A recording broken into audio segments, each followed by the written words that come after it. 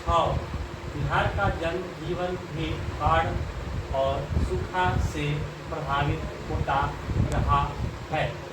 इस संबंध में आप क्या सोचते हैं, लिखिए। तो इसका उत्तर है, यह पाठ भारतीय विश्वास से है, जो बिहार में भी सूखा का जीवनी लिखने की बात कही गई है, जो सत्य है कि दक्षिणी बिहार में ज़्यादा सूखा का सामना करना पड़ता है, जबकि दूसरी ओर उत्तरी बिहार में कोसी नदी बिहार के सुख के नाम से जानी जाती है, जो प्राणियों में दहशत फैला रखी है, जिसमें बंगाल से आ रही नदियां भी कोसी नदी का साथ दे रही है और बहुत से प्राणियों को नाश कर देती है। अगला प्रश्न है 7, कहानी का सारांश प्रस्तुत करें।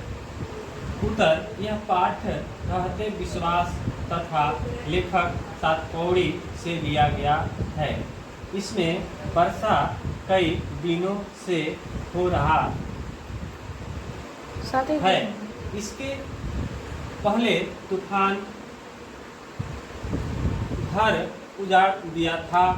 लक्ष्मी घर पर पुआल डालकर और अपने पति को कलकत्ता नौकरी के लिए भेज दी है और बाकी समय में लक्ष्मी तहसीलदार के यहाँ काम करके अपनी कमी को पूर्ति करती है। पूर्वज का दिया गया 1 बीघा जमीन है, जो सूखा से उसके बिजड़े अर्थात जरई सूख गए हैं। इसके बाद भादो महीना आते ही वर्षा चालू हो गया है, लेकिन बाढ़ बंद होने का नाम नहीं ले रहा है। एक पक्ष से अधिक हो गए, लेकिन सूर्य दिखाई नहीं देते हैं। देवी नदी के नीचे लक्ष्मी का घर होने के कारण उसे नींद चिंता सता रही है।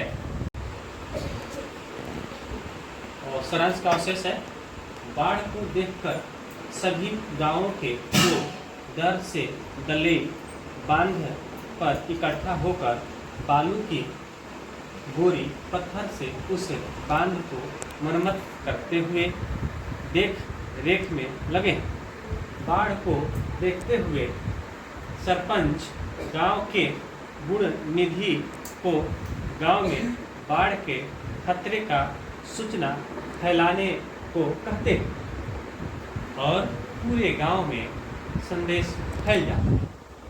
इसके साथ ही कुछ लोग उस पानी में भागते हुए बांध के नीचे स्कूल में शरण लेते हैं। फिर छत पर कुछ टीले पर इसके साथ ही लक्ष्मी अपने बच्चों के साथ एक बोरी तथा दोनों बच्चों को लेकर अपने जान बचाने के लिए टीले की ओर चल रही है। इसी बीच लक्ष्मी को ठोकर लग जाता है, फिर घोड़ा गिर जाता है।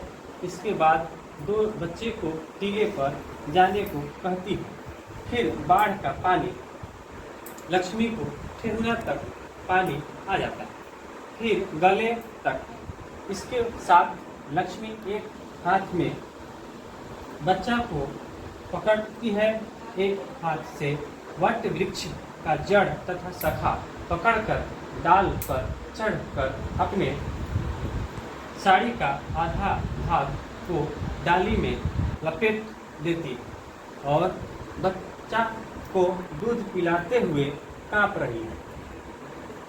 इसके साथ ही पता नहीं क्या हुआ, फिर बेहोश हो जाती है।